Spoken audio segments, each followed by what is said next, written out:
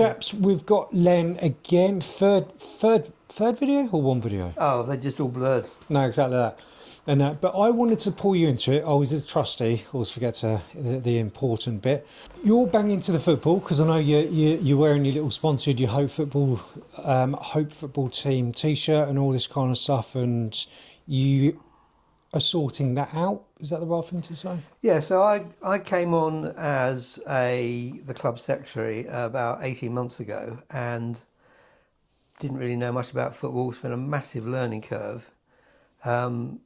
And I literally thought at this level, which is grassroots football, they call it, yeah. I literally thought it would be jumpers for goalposts, have a kick around, but it is massively organised.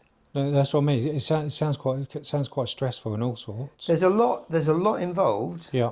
But it's all about safeguarding. It's all about making the game safe. Yeah. Trying to stop bad behaviour, which is a big issue. Yeah. And so you've got the Football Association, the National Football Association. Then you've got 50 grassroots football associations. Yeah. Suffolk, Norfolk, Birmingham, Kent, whatever it might be. In Suffolk alone, they say there are 306,000 people playing football. That's in Suffolk. Wow. Okay. So that kind of answers one question, because I wanted to put you into the video because I know nothing about football. I don't enjoy football. I hate football, and it annoys me when the wife makes me watch it at home because she loves it. But the one thing, after running MANUP, being the leader, whatever, for the last 6 years, near enough weekly, we are always approached by football teams wanting to. Well, you've been involved in a lot of those conversations. Want to use our logos, and they generally want to try and improve their players or the people around them, their mental health. I'm well aware that football is massive compared to all the other sports. Yep. But it's weird because we very rarely get any other sports come through. Yep. And I'm trying to work out why is that? Again, I know there's more volume. Yes. But why are people who play football from large to small, how do I say this? From my arrogant point of view, they seem to care more than other forms of sports. Yeah. I probably worded that in a bad way. Yeah. I think that from what I've seen, certainly, if you've got, say, 10% of any sport or 5% or whatever it is, the bigger the sport, the more that's going to generate in terms of people. But I think you're absolutely right that I've been aware of people struggling with their mental health.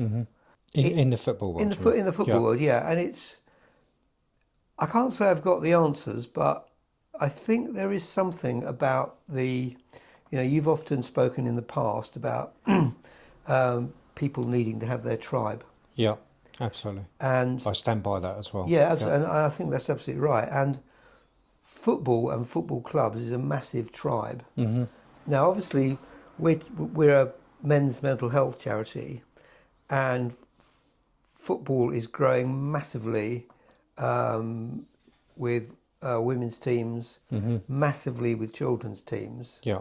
But primarily, what I know about is men's teams and men's mental health. And I think there is still something about men wanting to play football, which is quite a macho stereotype. And do you mean like the typical bloke? They're typical blokes. They get whacked to the ground, and it's, "Are you okay?" "Yeah, I'm absolutely fine." And then you think, "I'm not sure you are, but I'm just the club secretary." So there is that.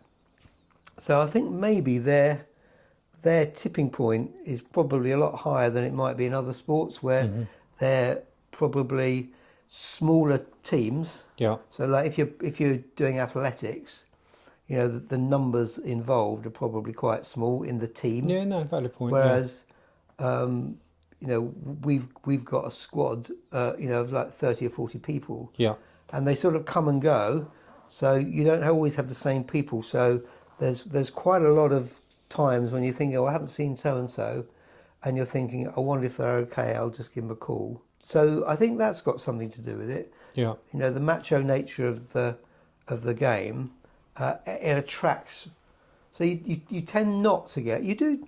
Sometimes you get people playing football who are, you know, sort of quite intellectual, and you know they like to paint and stuff like that. But that isn't your stereotypical footballer. Typical bloke, yeah, Yeah, absolutely.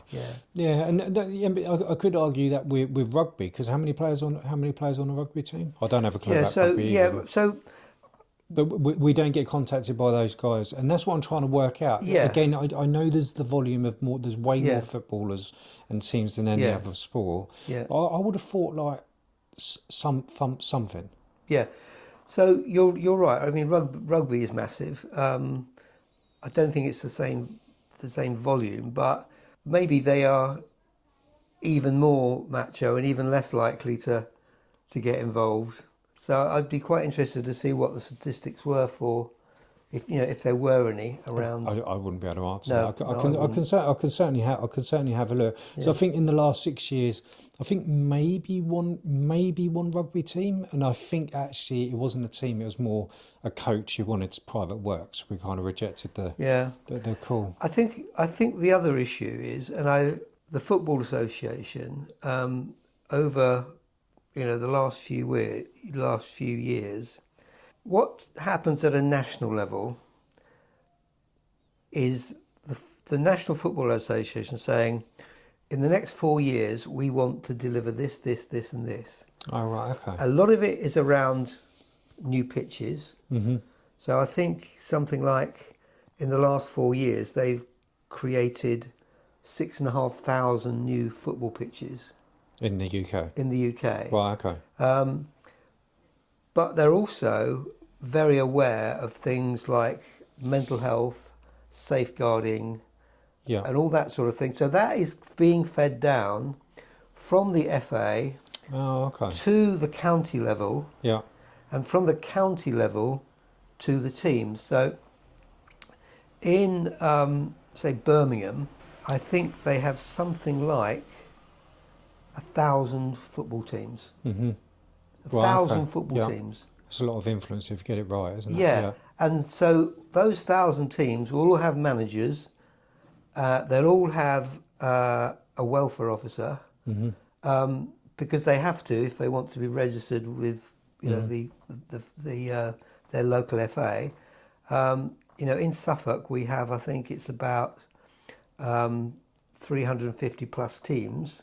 There's a huge number of people represented in each club, and the message from the Football Association is look after your players. Yeah. So I'm going to put you on the spot. You're not saying it. That's just. Do we think that maybe other sports types, associations, bodies aren't doing that? I don't know is the honest answer, and I haven't seen that. I wouldn't have thought they're not doing it. But whether they're doing it to the same level, I don't know. Okay. I certainly wouldn't want to sit here and say, rugby is a free-for-all. I'm sure there is all kinds of safeguards that goes on. Other sports are available. Other sports are available. So I can't give you a definitive answer any more than I could give you a definitive answer as to why men die by suicide. Mm-hmm. It's a very complicated.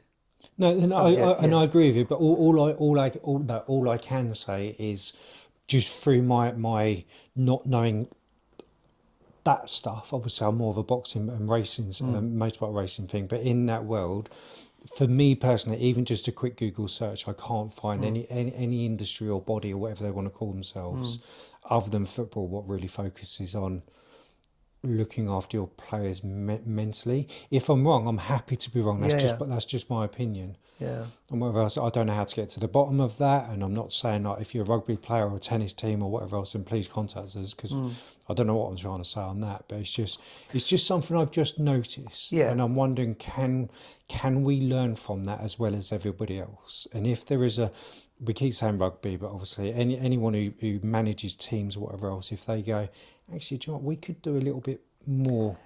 Yeah, I think... I'm trying to tread carefully, because I don't want to upset anyone. No, of course not. And I think what I've been aware of is when we, MANUP, have been approached by clubs and the like,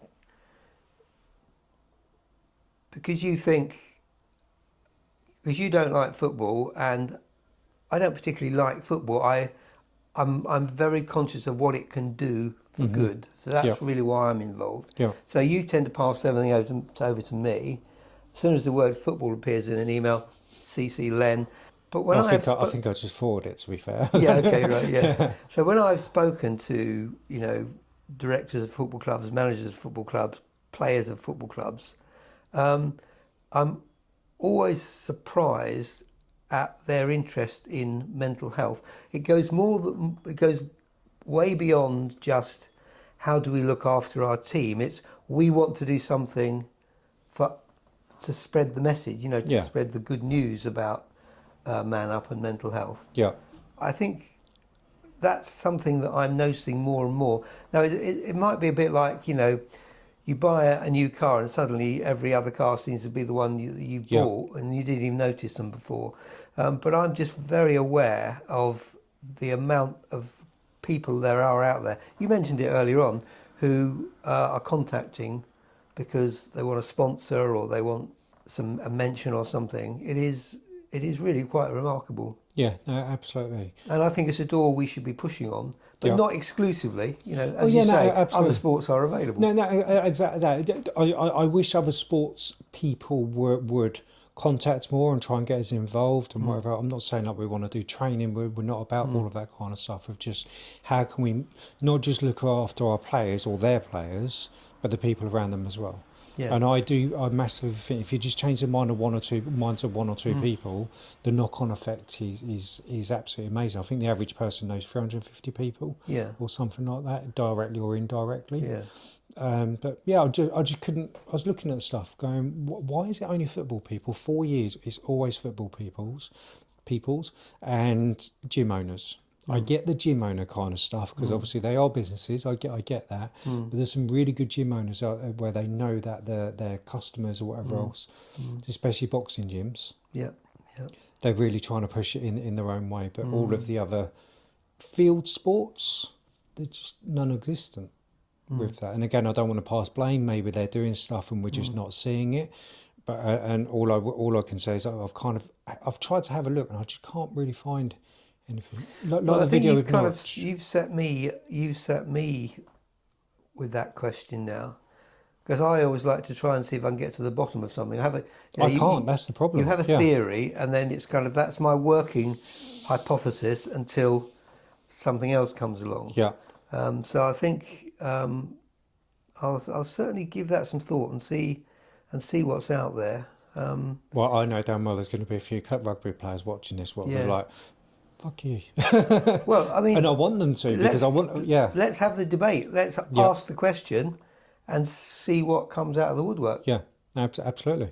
Cool. As long as the rugby players don't decide that you and I are the come rugby and beat ball. us up. Yeah, no, exactly. They'll be knocking on the door. I'm glad we got that camera installed and that. So just one last question, because I know I don't want you to get fined for the parking. Now you're Len, the FA guy, football team guy, but now you're Len, the mental health guy. The people in your teams approach you more than they previously would. I think, as a rule, what I would say is the club are more aware of mental health. So it's not like we need a welfare officer, tick, we've got one. Yeah. We need this, we've got that. Safeguarding, we've got that. We've got players who are under 18. It's now genuine. It's kind of embedded in the culture. Yeah. Have I got something to do with that? But I think we're trying to get. Do you think people might approach you or talk about it a bit more openly because you're a trustee of this charity? They know you're not going to judge them. Yeah, I think so. What I'm finding is that people are prepared to talk to me. Yeah. And I'm thinking, if you can talk to me, maybe you could sit in this chair and talk to Dan. Yeah. And I've been quite surprised. Or you. Yeah. Yeah. Or me. Yeah. Oh, yeah. Another one coming my way, isn't it? I've been quite surprised about how willing people are prepared to do that. Mm-hmm. If they've struggled with their mental health and they've found their own way of coping, why wouldn't they want to tell other people what works for them? Exactly. Yeah. Exactly that.